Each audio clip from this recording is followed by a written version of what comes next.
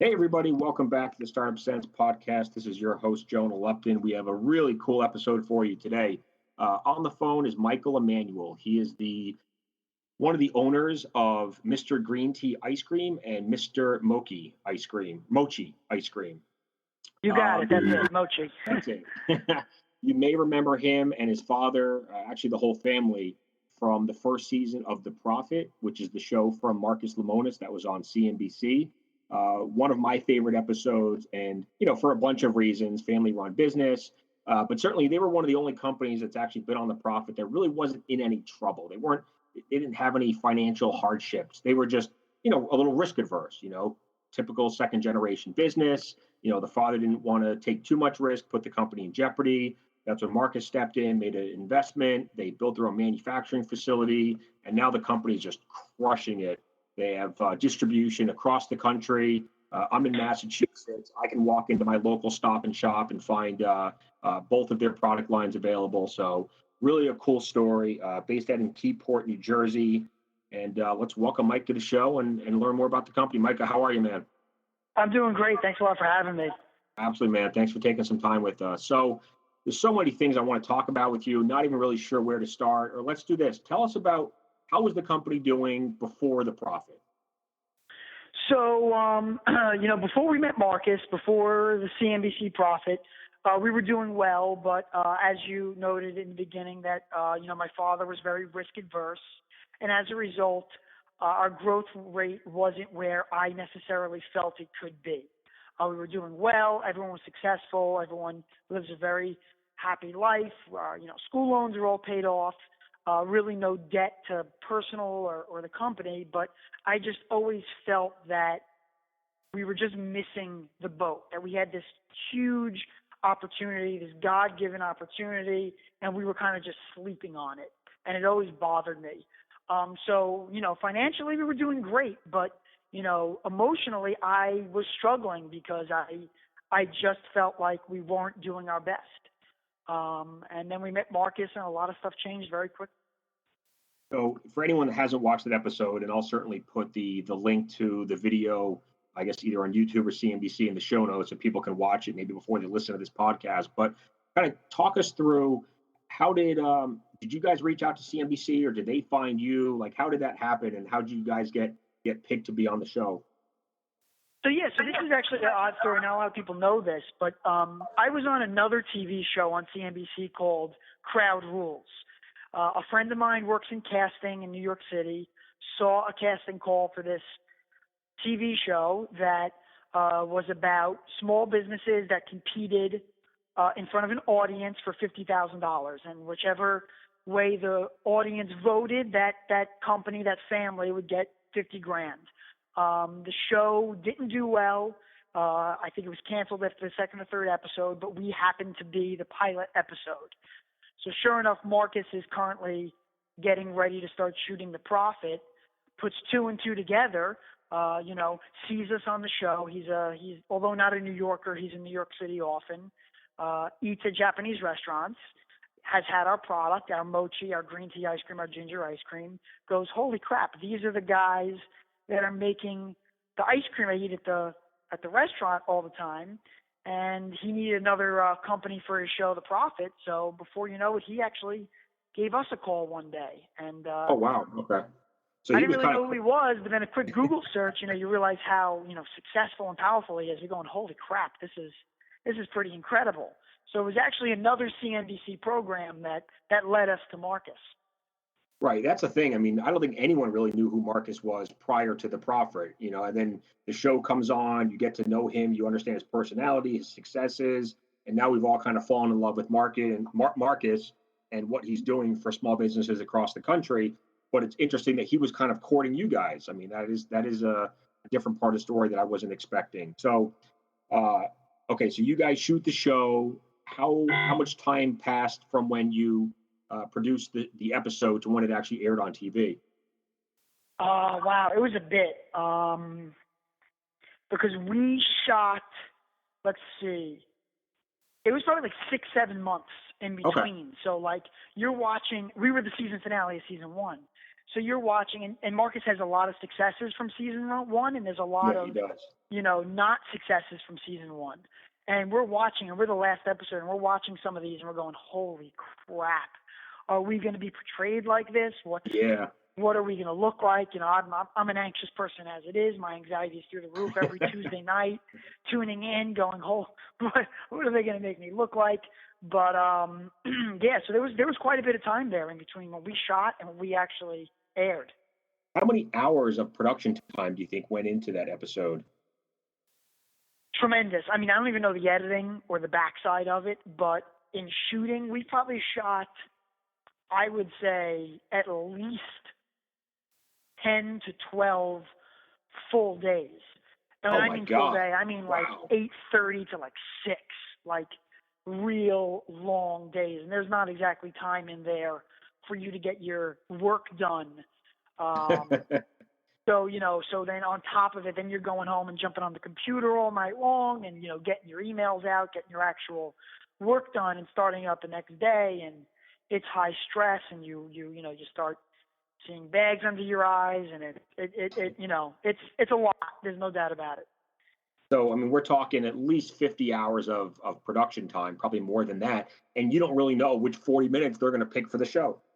Oh, exactly. Not at all. I mean, yeah, there was probably 40 or 50 hours of shoot time. Forget about production time. And, yeah, I mean, you have no idea. You don't know where the path of the show is even going to lead, because you're shooting so many different storylines, so many different concepts, ideas. And, our company does a lot of different things. We're in production. We operate our own trucking fleet. We're in distribution. We have, food scientists and marketing and food service and consumer packaged goods. And all of these branches have their own storyline that's being shot. So you really have like no clue where this is going to end up. It's nerve-wracking. But overall, I'm assuming that you guys were pretty happy with the finished product. Oh yeah, of course. I mean, TV is just that. It's TV. So no matter what, going into it, what you think is going to air is not exactly what ends up airing. But the profit is pretty damn accurate to the truth, and that's what we got.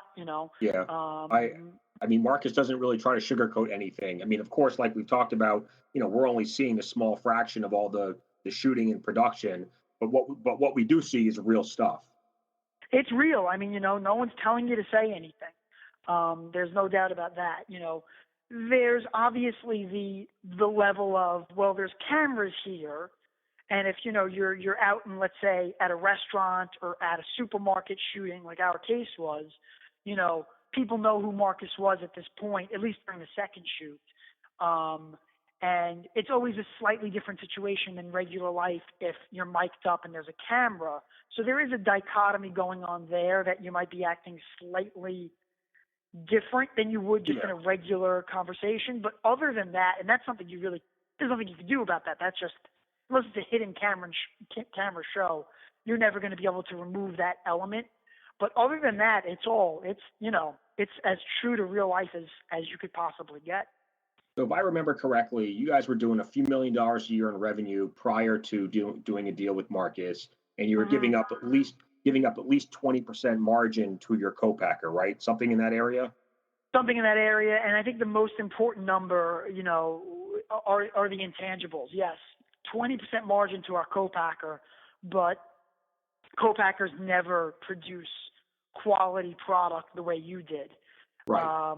And what the show didn't really show at that point was we did have our own food service facility, and we were producing all of our food service ice creams. So that's really where we operate. We're a food service company first and foremost. So we were producing an extremely high level quality product for food service, but it wasn't translating to consumer packaged goods because we're not really producing the consumer packaged goods. So on top of not capturing these margins where you really need to, because consumer packaged goods are so tight, the margins, you're also giving an inferior quality product. And when you say consumer packaged goods, you mean the pints that we're buying in the stores? Correct. Yeah. So when I say food service, I mean it's not going to the final user. food service ends up on cruise ships, hotels, scoop shops. Basically, someone else is scooping it and putting it in a bowl or dressing it up. Consumer packaged goods is finished items. Okay, perfect. So what's been what's happened since the show? I mean, it's been a few years now, I think. Give us some updates. So, well, obviously Marcus is still a partner, and a great friend and a family member at this point. The show was about building this facility that could manufacture all of the things we sell and develop new lines of products as well. So since the show, we have gotten more freedom in the manufacturing side. So Mr. Green Tea recently was rebranded. We got all new packaging. We have removed all GMOs from the Mr. Green Tea line. So 100% of our consumer packaged good line is non-GMO right now. It's RBGH free, which is an artificial growth hormone that's used in the milk industry. So we're totally RBGH free. We're gluten free. We're corn syrup free. We really just kind of took our food service approach and brought it over to consumer packaged goods. On the distribution end, a lot of the big retailers took notice. No one really does what we do. There are companies that do crazy flavors. There are companies that do very clean ingredients labels. There are companies that manufacture their own product at our size. There are companies that distribute their own product. There are very few companies doing all of those things together. So it allows us to offer a very artisanal, a very gourmet quality product at a regular Ben & Jerry's $4.99, $4.49 a pint price. We have competitors on the quality, but I do not have a peer when you talk about quality and price point. There's no one in the supermarket you could walk into right now and get a $4.49 pint of ice cream that's, non-GMO and handcrafted from not flavors, but real actual food ingredients. It's pretty rare. This is Jonah Lupton, founder of Jewel and host of the Startup Sense podcast. At Jewel, we help entrepreneurs and startup founders build, launch, and grow their companies by providing superior technology, marketing, and consulting services. We help clients of all sizes, budgets, and industries. We put our clients in the best position to raise capital, grow revenues, hire employees, and maximize their profits. For more information or to set up a free consultation with our team, please visit our website at jool.net. That's JOOL.net. Now, distribution, right? I mean, that's the struggle for any consumer packaged goods company, getting into these supermarkets and grocery stores and any other place that sells ice cream. So have you been the one that's been making those deals happen? Yeah. I mean, we have a broker team, and they're fantastic. But obviously the final sale has to come from someone that knows the business and knows what you're doing day to day. So, yeah, I'm personally on the road a lot, meeting with buyers of the different major retailers, the major distributors, and trying to work out deals because I think one of the major issues with the consumer packaged good food industry right now is the model is broken, to pay these exorbitant amounts of money for shelf space is something really only a very few companies can do. And you're leaving out, great options to the consumer. So, trying to explain why your product is different and why the supermarket should forego a huge slotting fee to carry your product is a tough thing to do, but we found success in it, and I think that really speaks to our quality above all else. Yeah, how does that work? Do they charge you a fee to be on the shelf, or do they make money off of each pint they sell, or is it a combination of the both? The supermarkets make money in every conceivable way possible, and I know some of them will get mad at me for saying that, but I mean, right. They're as large and powerful and as successful as they are because of that reason, and that should be congratulated, not looked down upon. But with that said, the way the model, at least in the Northeast, works is you pay an entrance fee. It's basically rent or a cost for them to remove the items from the shelf that you're replacing and to pay someone to put your items out. but these are high. You're talking sometimes $150 to $200,000 per item. Right now, I have 12 SKUs, 12 items in consumer packaged goods, 6 for Mr. Green Tea, 6 for Mr. Mochi. So, even $100,000, which is a relatively low slotting fee, you're talking $1.2 million entrance. Wow. And then let's say you don't perform to your standards. Let's say you don't perform to their standards. 3, 4, 5, 6 months, they kick you right out. And those Yikes. SKUs that do well, they stay on. But the SKUs that don't do well are resold to either yourself or someone else. Do you get some of the slotting fees back? Well, you can buy them back, yeah. But oftentimes you get so frustrated and you don't want to. You want to point your finger at everyone else but yourself for why that SKU didn't do well. And I mean, the grocery stores themselves aren't really doing any marketing and advertising. You guys are doing most of it yourselves, right? Oh, yeah. I mean, from a pure advertising and PR standpoint, 100% on the small brands. Maybe some of the big brands like Unilever and Nestle, I'm sure, are throwing their weight around and saying you got to market this to some extent. Right. But yeah, I mean, marketing is 100% on us. Promotions is where it's a case-by-case basis. There are some supermarkets that promote themselves, that if, the product is on sale, they're the ones coming up with the funds for that. There are other supermarkets that don't promote at all, that if you want to put your product on sale, it's 100% on you. And then there are supermarkets that are somewhere in between. But that is part of the negotiating tools we use to forego some slotting fees. Hey, we'll promote this often, but I can't pay that much for slotting. Yeah, okay, that makes sense. So how many stores are you guys in right now between your 2 different product lines and all your flavors? I would say probably around, it would just for consumer packaged goods, just for retail. Either one. You can split it up if you want. For retail, we're probably in about 1,500 to 2,000. Wow. And in restaurants, restaurants is tough because I have so many distributors bringing products to all different parts of the country, all different parts of the world. But with how many cans we manufacture, I'm saying between 7,500 and 12,000 restaurants. Jeez, holy crap. And most of your restaurants and hotels and cruise ships, they're getting probably 5-gallon containers, right? 2.5 gallon, yeah. 2.5. Okay, gotcha. Mm-hmm. So what is that's a ton. Okay, so are you guys in all 50 states right now? For not in consumer packaged goods. In food service, it's probably close. But the problem is food service is a fickle industry because the distributors, when you think about it, distribution companies don't have a whole lot stuff that's proprietary. Right. They make their money on great customer service and good prices and their customer list.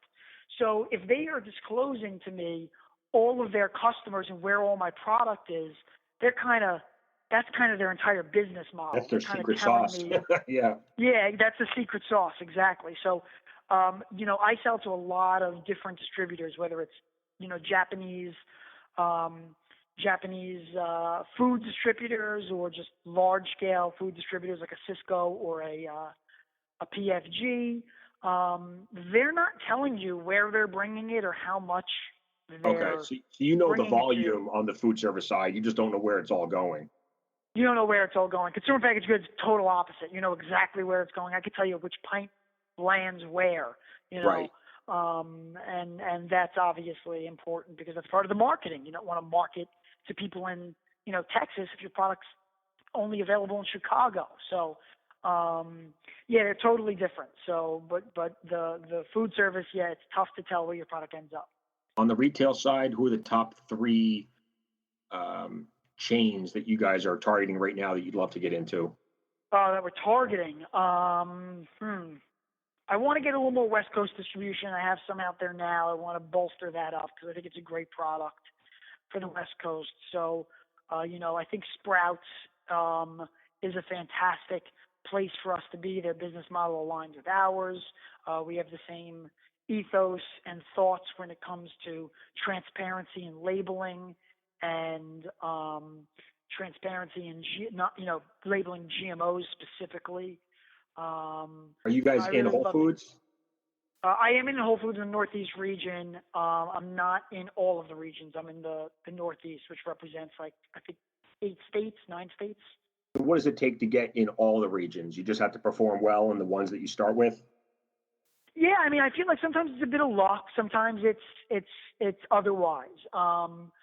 Being at the right place at the right time, being the right person is, these places get so many cold calls a day, Oh, sure. It's so insane. many emails a day, and it's really tough to separate the pretenders from the real deal.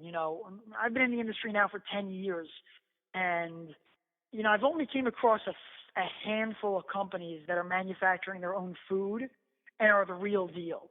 And by that I mean they have scientists in the production room at all times. They are studying, why people might get sick from a specific type of food. They're studying why certain reactions are happening, shelf life. Not a lot of people are doing that. A lot of people are, food is sexy right now. Food is cool. And I think a lot of people have grandmas. Brands. I think I think especially smaller brands, like we love these smaller brands that are more focused on health and, creating products the right way, and not putting a bunch of artificial crap in there and GMO this exactly. and that. That leads to my point is what is the right way? Is the right way taking grandma's recipe that was designed to feed 8 people on Sunday and scaling it for the entire nation? Or is the right way, spending a lot of time in the lab and spending a lot of time, in the classroom and learning about food science and the chemistry and the physics of these products and then applying it? I'm not saying that you have to necessarily use laboratory or chemically made ingredients, but natural ingredients still have they're still chemicals technically. They still have chemical reactions. So, I think that's a problem with the industry right now is you see it's tough for the consumer to know who took grandma's recipe and put it out to 30,000 people when it was never designed to do that, as opposed to people that are studying the physics and chemistry of food and ensuring that when you eat it, not only is it high quality, but it's not going to get you sick. Yeah, right. And that's in milk specifically. We've seen a wave of Listeria recalls, mainly because 1 or 2 large-scale manufacturers didn't follow the rules and bled their ingredients out to other suppliers, and everyone gets hurt. Yep, I totally agree. Fair trade and gluten-free and non-GMO. I mean, I think people, including myself, I look at labels now more now than I ever have before. I actually look at the ingredients and see what's in there. So, you guys are doing it the right way. Now, are you guys still working out of that manufacturing facility in Keyport, or have you moved into a bigger facility or opened up a second one? What are you guys doing on the manufacturing? We're currently working out of that facility. We have expanded it. We've added on. We've bought a few buildings around us. Wow. What was once our warehouse, the original design, we always knew that we would need more production room. It's difficult to build an FDA production room. It's very easy to get dry storage warehouse. So our warehouse was originally built to FDA spec. So it was very easy to just transition that into a production room, which it is now. So then some surrounding buildings that maybe wouldn't have been up to code for manufacturing, they become dry storage, packaging storage, stuff like that. Now, as you guys expand to the West Coast, will you at some point have to open up a manufacturing facility on the West Coast? It's a good question. Why I don't think I could properly answer that now. Diesel's relatively stable. Shipping as a result is relatively cheap at the moment. It's not brutal. It's been more expensive in my career in frozen. Right. It's tough. You have to balance the cost. You also have to, if you're a milk production facility, you also got to think about where the cows are, because, milk is a liquid-based product, and even 40% cream is still 55%, 50% by weight water. And you got to ship that from the farm to your facility, and that's, if that costs money too. water, that costs big bucks. Yeah. Right. So you got to, shipping finished ice cream, ice cream has air in it. That's what makes it creamy and whipped and wonderful. Shipping ice cream is significantly cheaper than shipping liquid milk. That's a good point. Yeah, I didn't think of that. That's got to be factored in as well. So there's a lot of variables that get put into that equation. So with regards to getting more distribution, how much does it help being, on TV, having CNBC and The Prophet and Marcus Lemonis as part of the story? I call Marcus my crowbar. Marcus I use him as a crowbar. I could use Marcus. I don't want to say use, but the Marcus affiliation helps us open doors that normally might be locked to us. But the buyers are still, these buyers are rubbing shoulders with, CEOs and salesmen of the biggest brands in the world. They're not impressed with things like that. They're not starstruck easily. They care about one thing. They care about their bottom line. So it's wonderful to do a TV show, but if your product doesn't sell, you're not going to be on the shelves very long. You're not pretending in this industry. If you can't continually week after week after week produce sales when you're not on promotion, I don't care, if the TV show's on or not on. If you can't produce those sales every week, you're not gonna stay on the shelves at your existing supermarkets, and you're certainly not gonna pick up new ones. I mean, everyone has access to Nielsen data at this point. Yep. Everyone has data from, everyone uses a credit card, so the supermarkets know everything about you. So it's very easy to pull data on our sales figures. The only thing that gets you into new supermarkets is that. What is the, we'll wrap up pretty soon here. What has been your marketing and advertising strategy? How are you guys getting the brand out there and letting new customers or consumers get to know you guys, and, how much you care about the ingredients and everything we've already talked about? We're a relatively small brand. So, as my father says, I used to get angry at him about this, but the older I get, the more sense it makes. Is, listen, Mike, he would say, you can't have it both ways. You can't have a huge $100,000, multi-million-dollar marketing budget and then also come to me every 6 months with millions of dollars of slotting. They have to be one and the same, because the fact of the matter is the slotting fee is paying for your billboard, your packaging, to be in front of thousands and thousands and thousands, if not millions, of people and footsteps a year. So we kind of view our slotting fee as a huge portion of our marketing budget. Okay.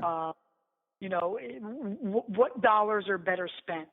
Putting the product in front of the correct demographic at the correct supermarket, or sponsoring a post on Instagram? I don't know. I'm sure the marketers could come up with an equation to tell you which is the best, but I could tell you which is the best for my brand. I have to, ice cream is not something you could go online and ship easily. So no, it's expensive. So it's not like I'm going to disrupt the industry tomorrow by saying my ice cream's available online, which it is at MrGreenTea.com and MrMochi.com. But the fact of the matter is, it's expensive as shit to ship ice cream. You have dry ice. You have a hazmat certificate because dry ice is considered hazardous to the FAA. You have overnight shipping, dry ice coolers. There's a lot that goes into it. So it's not like if I advertise to these people on Facebook or Instagram or a billboard or whatever method you use for PR and marketing and advertising, the consumer still can't get my product if it's not available at the supermarket. There's no way around it. So you've been in this for about, keep going. So yes, I mean, where I used to get mad, I was like, no, I need a budget for slotting fees, and I need a budget for marketing. It makes sense that they should technically at least overlap in some way, shape, or form, because, that is fantastic marketing. People walking by the correct demographic, walking by your product and noticing it. What's your favorite moment or milestone, or something you can share with us since you've been on this journey at Mr. Green Tea? Maybe it's a piece, a day of success, or some big win, getting into a particular retail chain, or whatever it might be. Yeah, I mean, I mean, years ago when we started consumer packaged goods, which is what I started when I got there, it's probably 7, 8 years ago, Okay. when I got like the first green light at Whole Foods. That was like one of my first major retailers. That was interesting and very exciting. But honestly, I think seeing the first set of data roll in from Mr. Mochi is where I said to myself, it gave me confidence that I know what I'm doing, at least a little bit in this industry, and gave me confidence that our products aren't being driven just by CNBC or some other thing that I couldn't recreate. Our Mochi brand, and for those that don't know what Mochi is like a dumpling of ice cream. It's ice cream on the inside and sweet rice dough on the outside. It's amazing. We've been selling Mochi. it's a delicious. fantastic product. Yeah, because it's portion controlled and small and whatever. Go try it, you'll love it. But anyway, Mochi we've been manufacturing and selling in food service for like 30 years. We're one of the original companies doing it, if not the original company doing it. And it always just seemed like a nice thing to finish a meal with, and never really knew if it worked at consumer packaged goods. About a year and a half ago, in January of 2016, I was hell-bent on launching Mr. Mochi as a brand, separate of Mr. Green Tea. I didn't want to call it Mr. Green Tea. Mr. Green Tea is ambiguous. You don't know if there's green tea in everything. It's a problem we deal with. It's a problem I'm always going to deal with on that brand. But convincing my father and my mother and Marcus and the entire team at MGT Foods that this product deserves its own brand name outside of Mr. Green Tea is something I really went on a limb to do. And I got a lot of pushback, and I had a lot of people angry at me. But I persevered and said, no, this product has to be named separate. It has to be Mr. Mochi. So we launched the product at Ahold, and Ahold is Stop and Shop, Giant, Martin's, and Keyport. There are 900-something stores, I think. And we launched it there, and I had no idea how I was going to do. And the sales figures were excellent, and they bought a bunch more SKUs, and then every other supermarket jumped on board. So I think right at that moment when we started figuring out that Mr. Mochi was going to be a huge success, and it became a multi-million-dollar brand in its 9th month. Wow. I think is when we said, all right, this product is not being sold because we were on TV. Because we were on TV, the sales are definitely being helped, but this product is something that could stand on its own without question. And I think at that moment is when I realized that the future of Mr. Green Tea, the future of MGT Foods, is not green tea ice cream, is not food service. It's a portfolio of many different, unique, and exotic desserts. And I think that the realization that we can bring this to the promised land, so to speak, without relying on one brand in your portfolio, that moment is when it clicked onto me that goes, wow, we don't have the multi-million-dollar idea here. We have the multi-$100-million-dollar or more idea here. So last question here. You guys are getting ready to celebrate your 50th anniversary. This is basically a third-generation business started by your grandfather. What does it mean to you to be, to have this company, as part of your legacy? And what is the future of the company? Are you guys just going to keep on growing it? Do you think you'll sell it someday? So maybe that's kind of 2 or 3 questions in one. But so, I mean, I think the legacy of the company for me is, so my grandfather, Michael Emanuele, who founded the company, was a World War II vet. And we're only learning this now after he passed away a few years ago. But since he's passed, we learned a lot about his career in the Army Air Corps. And he flew B-17s out of Thorpe Abbott, which is in England, and bombed the Nazis. And I recently went to a reunion of survivors of the 8th Air Force, the 100 bomb group of the 8th Air Force, and people that knew my grandfather. And we got told stories, about him. And I think one of the ones that stood out in my head the most, and has really changed the way I look at my company and really my life, is at the end of the war, the people of Holland were starving to death because the Allies had cut off supplies and food. And as a result, the Americans and the English decided to do one last bombing run in Holland, but drop rice and beans and food to keep people alive. And these young kids did willingly, took the guns off their bombers, took the bombs out of their bombers, and flew 200 feet off the deck, which is a suicide height, and for feeding other people, dropped bags of beans and rice. And many of them died that day. The bombers crashed. They got shot at when they shouldn't have been shot at.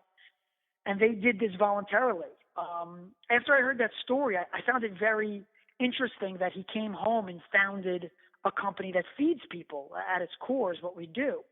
So I think, moving forward, as the food industry begins to progress and change and move towards clean eating and move toward figuring out how to feed what's soon going to be 9 billion people on this planet, I think MGT Foods is going to transition into more food technology, more food science, providing quality nutrition, quality food products, and happy times to families. I want MGT Foods, Mr. Green Tea, Mr. Mochi, and any future brand we might acquire or develop. I want consumers to understand when they buy this brand, they're buying confidence that the product is going to be safe, that the product is going to say what's in it correctly and be very transparent and not persuade people to buy things for the wrong reasons. And I think that really stems from, what my grandfather would like. I'm speaking on his behalf at this point because unfortunately he can't. But in my mind, I think after hearing that story about the war, I think that's what he would want. Well, I'm sure he's very, very proud of what you and your family has done for his company. So I'm excited for all you. We're proud of what he did and volunteered for many years ago. So what we're doing here and selling ice cream is minimal compared to what they did. True, very true. But you guys are doing some good work too, and I know you guys do charitable work, and certainly appreciate the courage that you guys that it took to go on to the profit, and certainly I appreciate your time tonight. So, from all of us fans, we certainly want to thank you and wish you guys the best moving forward. Thank you. I had a great time tonight, and it's amazing to me that people want to hear this story. It's like there's so many crazy things going on in the world, and yet ice cream still makes people happy, and that makes me happy. That's cool. So, and it's the story, family run business started by your grandfather. There's some of that to it as well. I think family businesses are tough. I don't have to tell you. You obviously know that. Yep, they are. I think the average person that hasn't been in family businesses look at family businesses and go, oh, that's nice to work with your dad, to work with your mom. But I don't think they realize the big struggle, to spend 40, 50, 60, 70 hours a week with your parents when you're 30-something years old is wonderful, is amazing, but also, it's tough sometimes. Right. Lots of great memories, but in some ways working with family is almost harder than starting a business with a total stranger. I mean, I don't have experience in the other one, but I certainly think it could be. Yeah. Well, thank you so much, man. Really appreciate it. You guys are crushing it. I love the products. I'll keep eating them, and wish you guys the best. And certainly feel free to come back in time and give us some updates. Awesome. Will do. Talk to you later. Okay. Take care, Michael. Bye. Bye.